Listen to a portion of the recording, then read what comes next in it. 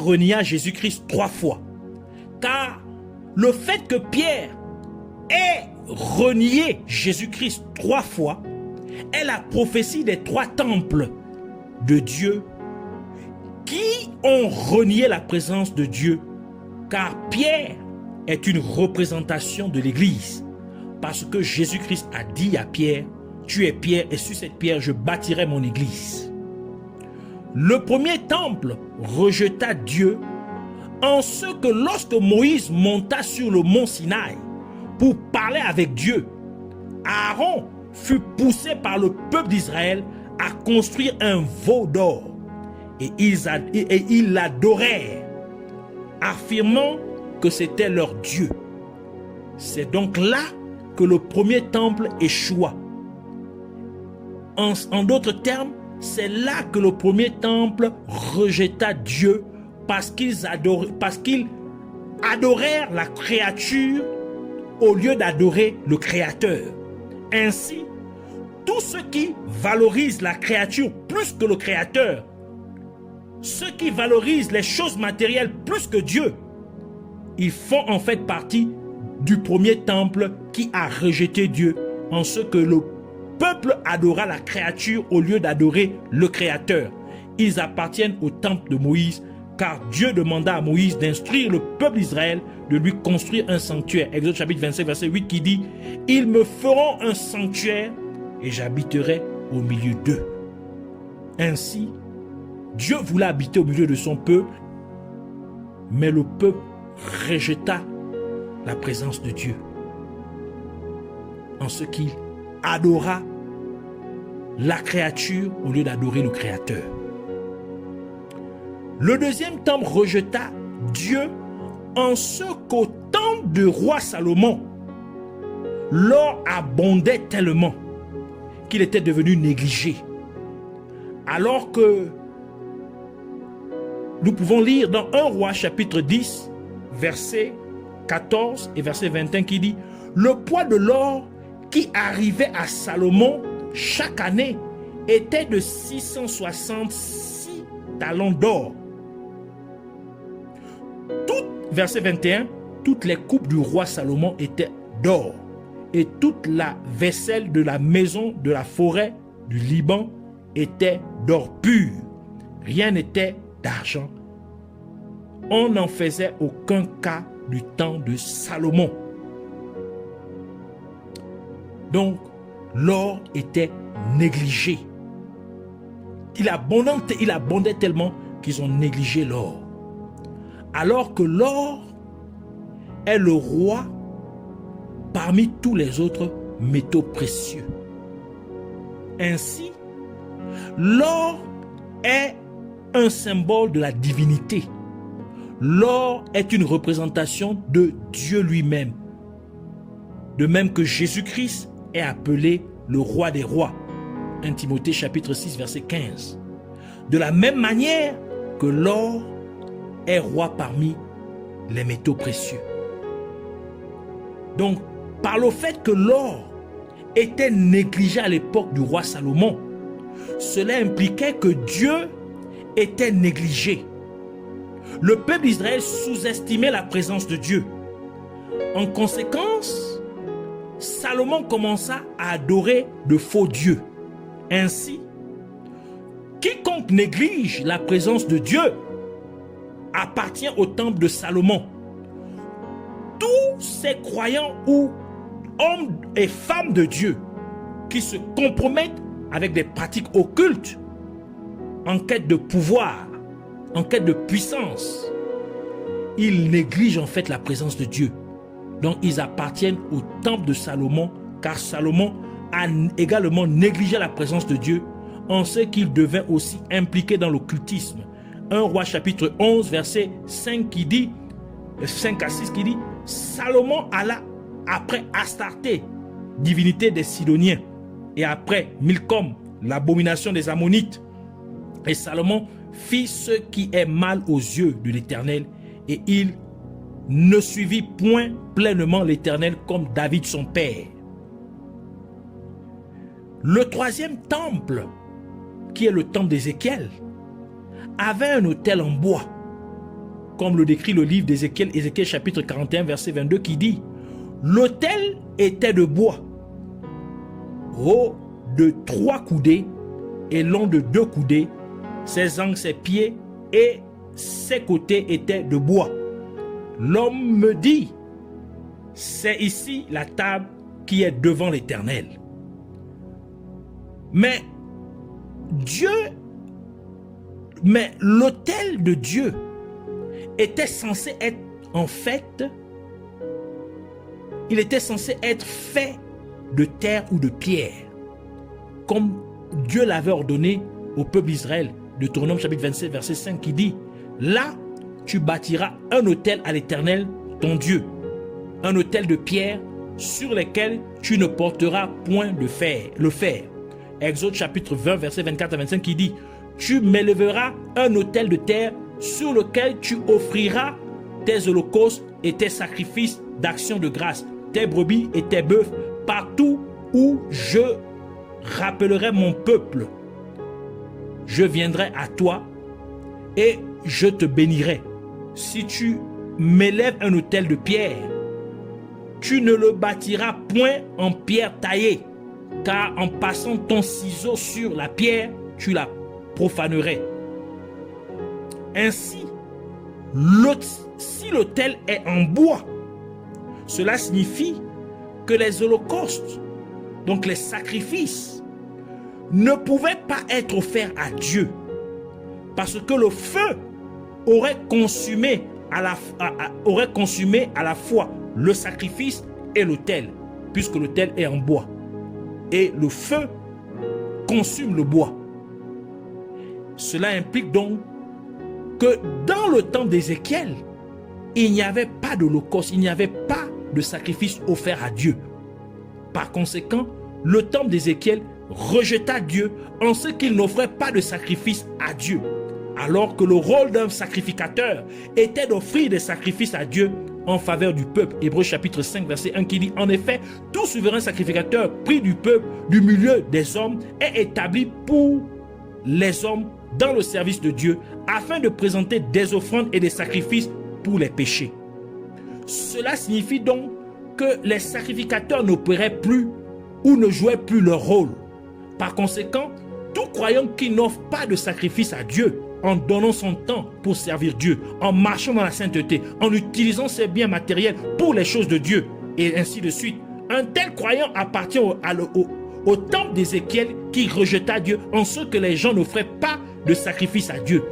Par conséquent, en tant que croyant, vous devez sacrifier votre vie en servant Dieu avec votre temps, vos efforts et vos possessions, car en tant que chrétiens, nous avons été faits sacrificateurs de Dieu, le Père, par Jésus-Christ, comme nous le dit le livre d'Apocalypse chapitre 1 verset 6 qui dit: et qui a fait de nous un royaume des sacrificateurs pour Dieu son Père.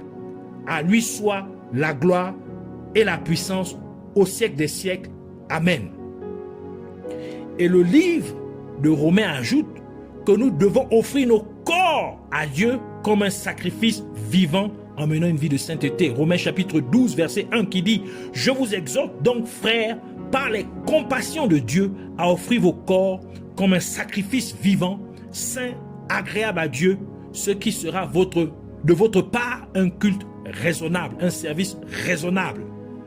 Ainsi, en tant que croyants en Jésus-Christ, nous devons offrir un sacrifice de sainteté à Dieu en présentant nos corps devant Dieu, afin que nos désirs charnels puissent être consumés par le feu du Saint-Esprit, afin que nous marchions dans la sainteté. Et c'est pourquoi la parole de Dieu dit dans Romains chapitre 8 verset 13: si vous vivez selon la chair, vous mourrez. Mais si par l'Esprit, ici, faisant référence à l'Esprit Saint, vous faites mourir les actions du corps, donc les désirs de la chair, vous vivrez. Lorsque Moïse, envoyant des espions pour fouiller le pays, pour fouiller le pays de Canaan, les espions ramenèrent des raisins du pays de Canaan, tel que le livre de Nombres l'atteste, Nombres chapitre 13, versets 23 à 24. Les hommes de la tribu de Siméon, dont on fit le dénombrement furent 53. Donc, Nombres chapitre 13, versets 23 à 24. Tant pour moi. Ils arrivèrent jusqu'à la vallée d'Escol, où ils coupèrent une branche de vigne avec une grappe de raisin qu'ils portèrent à deux au moyen d'une perche. Ils prirent aussi des grenades et des figues. On donna à ce lieu le nom de vallée d'Escol à cause de la grappe que les enfants d'Israël y coupèrent. Le fait que les espions aient ramené des raisins du pays de Canaan, cela nous dit qu'il y avait des vignes dans la terre promise de Canaan, car les raisins sont des produits de la vigne. Et nous savons que le vin est produit à partir des raisins de la vigne. Or, le vin est le symbole de la nouvelle alliance entre Dieu et son peuple. Cela implique donc que lorsque Dieu envoyait le peuple d'Israël dans la terre promise à Canaan, il voulait en fait entrer dans une nouvelle alliance avec le peuple d'Israël. Et quand Noé envoya la colombe pour la deuxième fois, la colombe revint avec une feuille d'olivier. Cela implique qu'à dans le pays d'Ararat, où se dirigeait l'arche, il n'y avait pas de vigne, mais il y avait l'onction de Dieu, car l'olivier est le symbole de l'onction de Dieu. Et parce que l'onction de Dieu devrait seulement être disponible lorsque nous sommes en alliance avec Dieu. C'est pourquoi Noé planta une vigne lorsqu'il sortit de l'arche, tel que le livre de Genèse nous le dit, dans Genèse chapitre 9, versets 20 à 23, qui dit: Noé commença à cultiver la terre et planta de la vigne. Il but du vin, s'enivra et se découvrit au milieu de sa tente. Donc il était nu. Cham, père de Canaan, vit la nudité de son père et il le rapporta dehors à ses deux frères. Alors Sem et Japheth prirent le manteau et ils prirent le manteau, le mirent sur leurs épaules, marchèrent à reculons et couvrirent la nudité de leur père. Comme leur visage était détourné, ils ne virent point la nudité de leur père. Par conséquent, Noé planta une vigne à Ararat pour symboliser l'alliance avec Dieu. Car lorsque les gens sont en alliance avec Dieu, la présence de Dieu serait également là. Cela nous révèle donc que lorsque nous nous retrouvons quelque part, nous devons nous rassurer que la présence de Dieu est là. Et si la présence de Dieu n'est pas là, nous devons donc imposer la présence de Dieu à cet endroit en entrant en alliance avec Dieu, comme Noé le fit.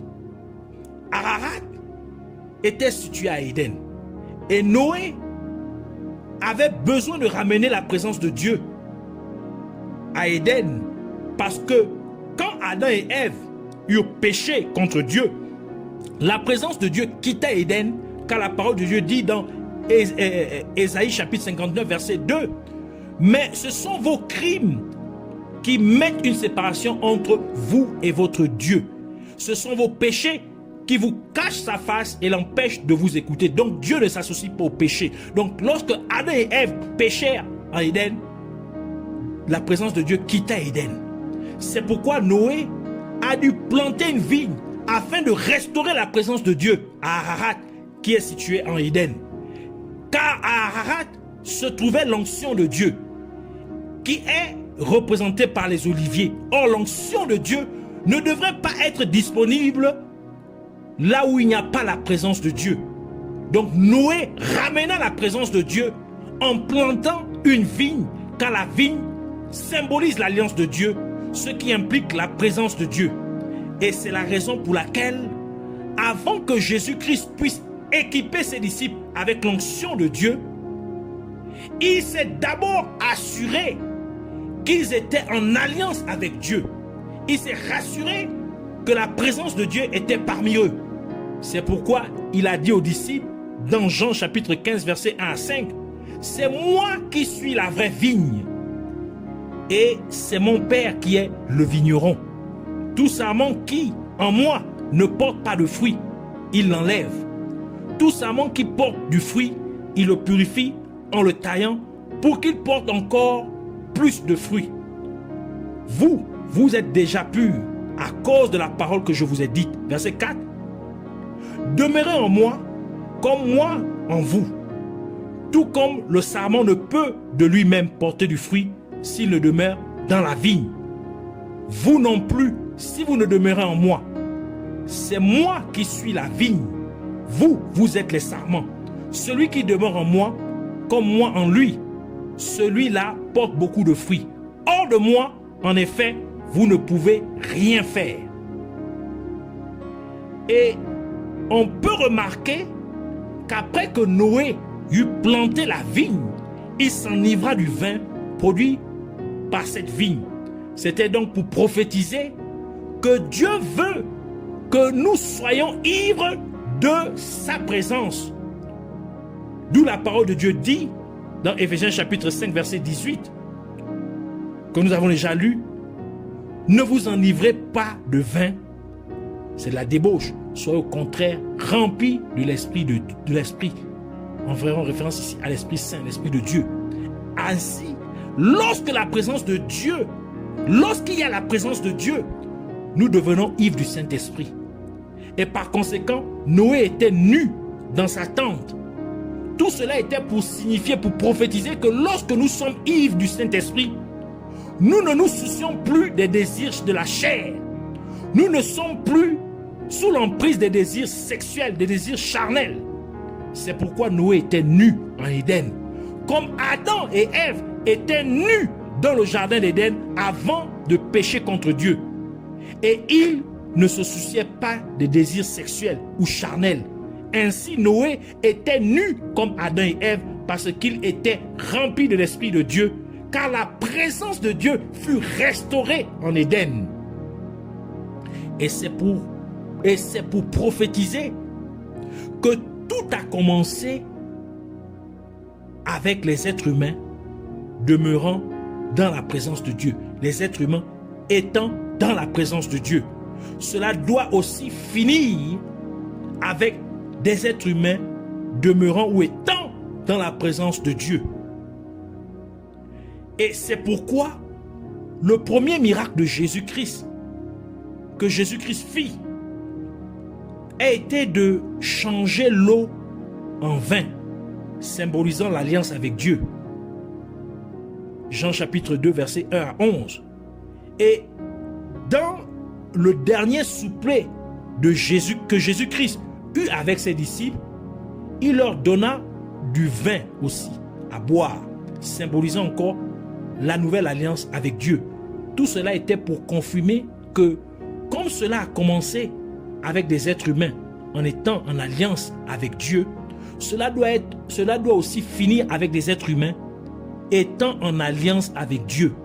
C'est pour cette raison que Jésus-Christ a dit, Apocalypse chapitre 1 verset 8, il dit « Je suis l'alpha et l'oméga, dit le Seigneur Dieu, celui qui est, qui était et qui vient, le Tout-Puissant. » De verset 8, je suis l'alpha et l'oméga, le commencement et la fin. Et en plus, lorsque Noé fut ivre de vin, Sem et Japheth prirent un manteau pour le couvrir. Or, le manteau représente le ministère. Cela implique donc que lorsque vous êtes rempli de la présence de Dieu, lorsque vous êtes rempli du Saint-Esprit, Dieu vous donnerait un ministère, comme c'était le cas avec Jésus-Christ. D'où Jésus-Christ dit, dans Luc chapitre 4, verset 18 à 19, il dit « L'Esprit du Seigneur est sur moi, parce qu'il m'a oint. » Donc il est rempli de la présence de Dieu. Et comme il est rempli de la présence de Dieu, il dit « Il m'a oint. » Donc il a donné une mission, il a donné un ministère pour annoncer une bonne nouvelle aux pauvres. Il m'a envoyé pour guérir ceux qui ont le cœur brisé, pour proclamer aux captifs la délivrance et aux aveugles le recouvrement de la vue, pour renvoyer libres les opprimés, pour publier une année de grâce du Seigneur. Et le nom Japhet signifie expansion ou grandir avec quoi que ce soit. Et le nom Sem signifie renommée. Cela signifie donc que comme vous êtes couvert du manteau du ministère de Dieu, Dieu élargirait ainsi votre ministère. Et il fera aussi en sorte que votre ministère ait une grande renommée. Et c'est pourquoi la parole de Dieu dit dans Romains chapitre 8 verset 30, « Et ceux qu'il a prédestinés, il les a aussi appelés. Et ceux qu'il a appelés, il les a aussi justifiés. Et ceux qu'il a justifiés, il les a aussi glorifiés. » Et 1 Chronique chapitre 4 verset 10 dit, « Jabet invoqua le Dieu d'Israël en disant, si tu me bénis et que tu étendes mes limites, donc tu élargisses mes limites, si ta main est avec moi, et si tu me préserves du malheur, en sorte que je ne sois pas dans la souffrance. » Et Dieu accorda ce qu'il avait demandé. Donc quand vous êtes recouvert du ministère de Dieu, du fait que vous êtes ivre de la présence de Dieu, Dieu vous recouvre de son ministère, Dieu élargit votre territoire, il élargit le champ d'action de votre ministère et Dieu donne de la renommée à votre ministère. Ainsi, nous voulons prier pour dire merci Yahweh, Dieu Tout-Puissant, fidèle Sauveur, merci de m'avoir fortifié avec les révélations de ta parole. Je te prie afin que tu m'aides à obéir fidèlement à tes instructions, afin que la pluie de tes bénédictions puisse tomber sur ma vie au nom de Jésus-Christ. Je te demande aussi d'être la boussole de ma vie dans mon cheminement de la foi sur terre. Aide-moi donc, je t'en prie, à te faire pleinement confiance, car tu me conduiras sûrement à l'accomplissement de mon destin.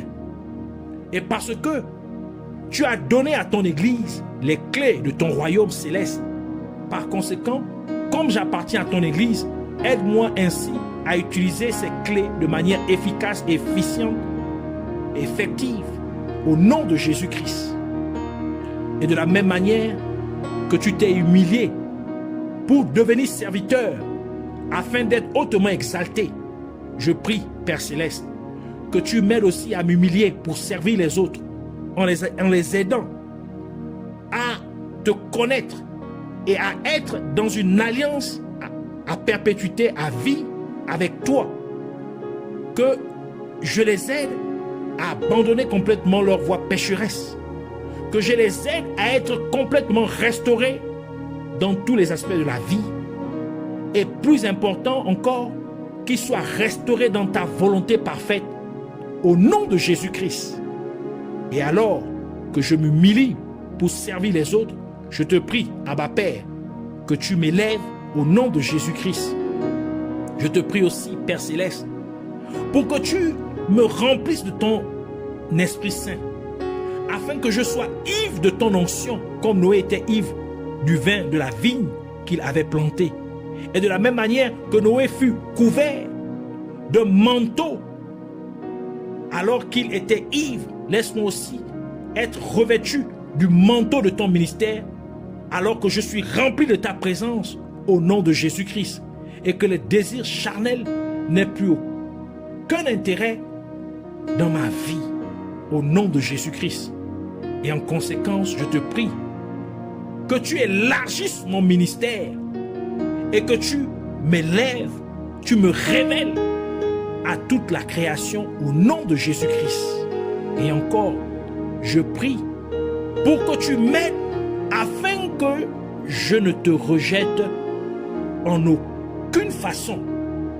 Aide-moi donc à ne pas adorer la créature, mais que je t'adore toujours, toi, le Créateur, en tout temps et en toutes circonstances et en tout lieu, au nom de Jésus-Christ. Et aide-moi à ne jamais négliger ta présence, afin que je ne me compromette avec aucune forme d'occultisme ou de pratique démoniaque au nom de Jésus-Christ. Et comme tu m'as fait sacrificateur, je te prie de m'amener à toujours offrir mon corps en sacrifice vivant, afin que ton Saint-Esprit consume, brûle tout désir de la chair qui voudrait se manifester en moi. Ainsi, je marcherai toujours dans la sainteté au nom de Jésus-Christ.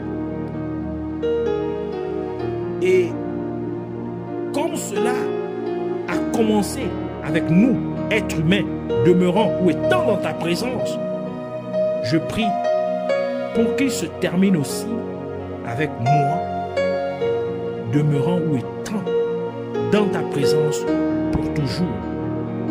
Merci de m'avoir accordé mes pétitions. Puisses-tu toujours être glorifié, toi le roi tout-puissant, le roi de gloire, Jéhovah. Béni soit ton Saint-Nom pour toujours et à jamais. Amen.